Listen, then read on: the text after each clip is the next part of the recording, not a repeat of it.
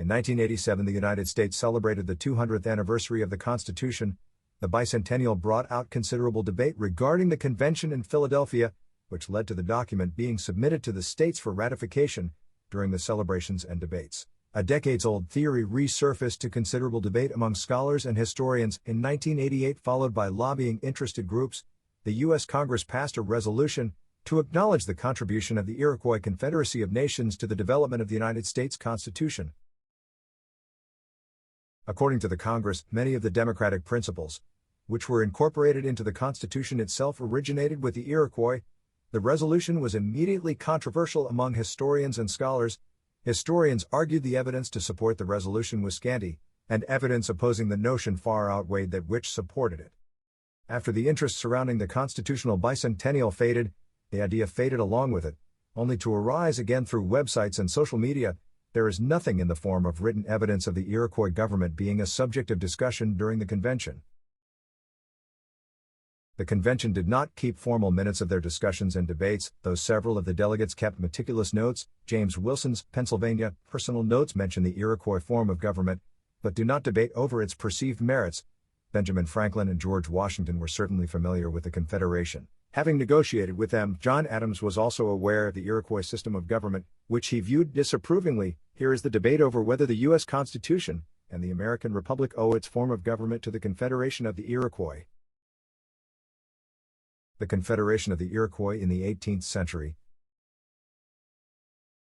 Before the arrival of the Europeans in the New World, the Native American tribes across what became New York State and southern Canada warred with each other over hunting territories, slaves and property. According to their oral tradition, Hiawatha, a leader of the Onondaga people, joined Deconawaida, peacemaker, in a mission to unite 5 tribes into a confederation under a single government. 5 tribes formed the initial confederacy, called the Haudenosaunee, people of the Long House, named for the council house in which the sachems, representing the individual tribes, would gather to meet and debate tribal issues. Initially, the 5 tribes were the Mohawk, Oneida, Onondaga, Cayuga, and Seneca. The Mohawk lived in the easternmost region of the tribal lands, and were charged with protecting that flank. The Seneca, the largest of all the tribes of the Confederacy, filled a similar role on the western flank. In 1722, the Tuscarora, the final tribe to enter into the Confederation, they were admitted after they migrated from the regions of the Carolinas to present-day New York. Only the original 5 tribes of the Confederacy sent their sachems to the Great Council. The Tuscarora were represented by the Cayuga. The number of sachems per tribe was established by the positions of the tribes, and the lands controlled by each. 50 sachems comprised the Great Council, with the greatest number allotted to the Onondaga. Despite the subsequent claims of Iroquois unity, established by the Great Council, the Iroquois did not remain unified during the period of the American Revolution. For example, the Mohawk allied with the British during the war, as did the Onondaga, Cayuga, and Seneca. The Oneida fought alongside the American Patriots, as did many of the Tuscarora. The people of the Confederation considered themselves to be a chosen people. United chiefly by language, the member tribes of the Iroquois called themselves the Ongwayone, which translates to real human beings. What that implies for members of other tribes, and for the Europeans who settled in the region, is in the eye of the beholder. According to oral tradition, the only record of the pre-colonial period, the peacemaker explained the relationship between the 5 tribes, later 6, symbolized by taking 1 arrow from each, which were bound together. The arrows represented peace, reason, justice, health, and righteousness. This led to later claims the United States included arrows in the Great Seal based on the Iroquois imagery. In the first iteration of the Great Seal, 13 arrows appear in the talon of an eagle, representing the 13 original states. The Congressional Committee which designed the seal made no mention of the Iroquois in their debates or notes. While the Confederation maintained a more or less peaceful relationship within the member tribes, they were often at war with rivals, the Huron and Wyandot of the Lakes, the Shawnee and Miami of Ohio, and the Cherokee of the Carolinas and Tennessee. Canadian tribes, the Erie Abenaki and others, were pressured by Iroquois expansion. The Mohawk, recognized by the Confederation as the keepers of the Eastern Door, gained the reputation of fearsome warriors, noted for their brutality toward prisoners. During the Beaver Wars of the 17th century, Mohawk and other warriors of the Iroquois fought the Huron and other western tribes, determined to establish a monopoly on the fur trade with the Europeans. It was during the Beaver Wars that European traders first openly supplied the Iroquois with firearms. and French suppliers attempted to break the Confederation by negotiating separate treaties with individual tribes. The Beaver Wars resulted from increasing trade between the Iroquois and the Europeans. The arrival of the Europeans in the realm of the Iroquois, then comprised of 5 tribes, meant war at first, followed by trading relationships. The French to the north, and the Dutch, Swedes, and British to the east of the Iroquois lands established trading posts, creating a great demand for pelts, particularly beaver pelts. In exchange for the commodity, they provided metal tools, pots and pans, cloth for blankets, knives, and in some cases, firearms for the native leaders. Such items enhanced their prestige within their clans.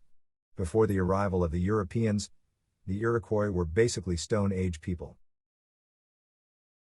Their weapons were of stone and flint, clubs, spears, arrows, and primitive knives of sharpened flint or even oyster shells. They happily traded the seemingly endless supply of beaver to the new arrivals in exchange for the goods offered.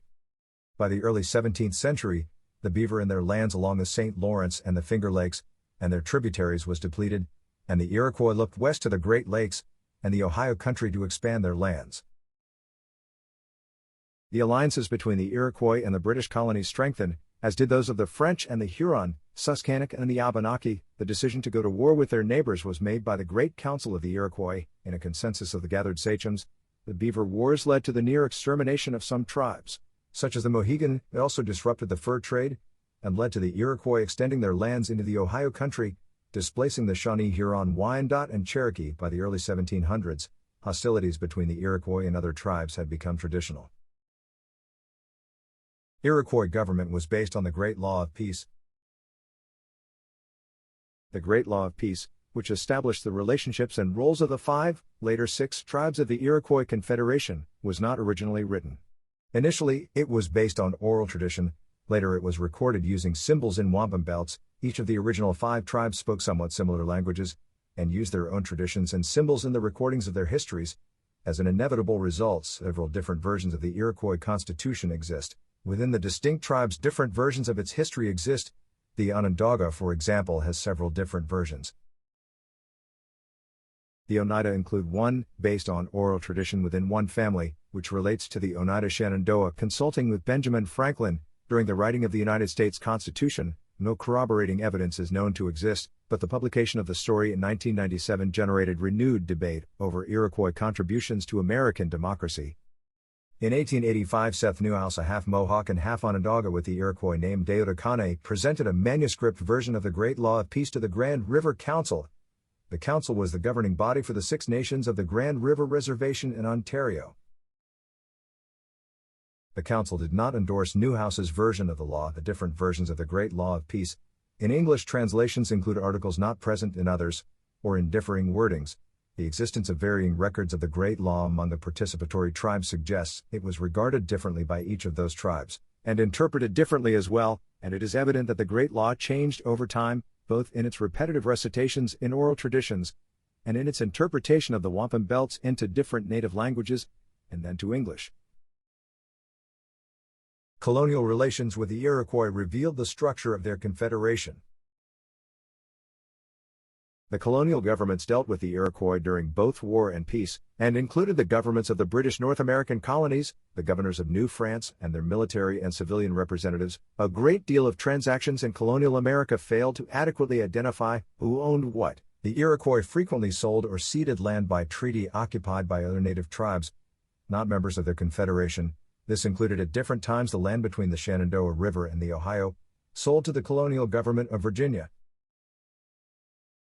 They ceded the lands of Pennsylvania in a series of treaties, as well as those of upstate New York, most of the Ohio country, land around the Great Lakes, and other vast tracts which they claimed to own during negotiations with colonial representatives.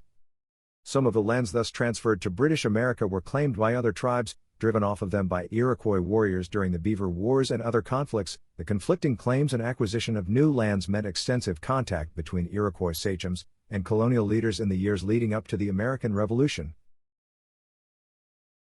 American leaders including Benjamin Franklin and George Washington became familiar with the Iroquois and their form of government. Franklin dealt with them as a diplomat during treaty negotiations and land purchases. Washington dealt with them as a surveyor and later as a soldier and enemy. Both came to understand the power of the Iroquois Confederation and its influence on non-member tribes. Other Americans knew of them as well, including Daniel Boone, the Clark brothers George Rogers and William, and even John Adams, who studied their form of government. The Great Council was neither elected nor ruled by majority. None of the eventually 50 sachems who met as the Great Council to decide Iroquois affairs was elected by a vote of his peers. All of the sachems were filled by hereditary titles, nor were any members of the tribes allowed to address the sachems at council. Messages to and from the council to individual chieftains were carried by designated war chiefs. Also, hereditary positions were awarded as such through special merit, including extraordinary ability as a warrior. Only men could sit on the council. Only those men could speak before the council and take part in its deliberations. They arrived at decisions not by a vote, adopting the policy arrived at by a majority but through consensus. Failure to arrive at a consensus meant no action was taken by the council on the issue under consideration. Consensus meant agreement by all present. The hereditary nature of the participants was decided along matrilineal lines. Disputes over the rightful inheritance of one of the hereditary sachems were decided by the senior women of the clans. Thus, the governing body of the Iroquois Confederation was not elected democratically. It consisted of an inherited nobility, as it were. It did not vote on issues to decide them, and had little to no checks on its power over the issues put before it. Only the sachems could raise issues for debate. The members of the individual tribes could not, nor could any one of the sachems arbitrarily dominate the council, unless he did so through extraordinary oratory capable of swaying the members to support his views, whatever they may have been. There could be, in other words, no supreme monarch or chief with unlimited power in the Iroquois Confederation. The land cession treaties increased colonial contact with Iroquois leaders. In the 1720s, colonial governors of the British colonies along the eastern seaboard faced hostilities on all fronts. Pirates and, during times of war, privateers and fleets of enemy warships threatened the tiny communities huddled along the coastline. Those settlements and plantations further inland faced attacks and raids by natives on the frontier. Various native tribes, including those of the Iroquois, fought with each other, further endangering the frontier settlements.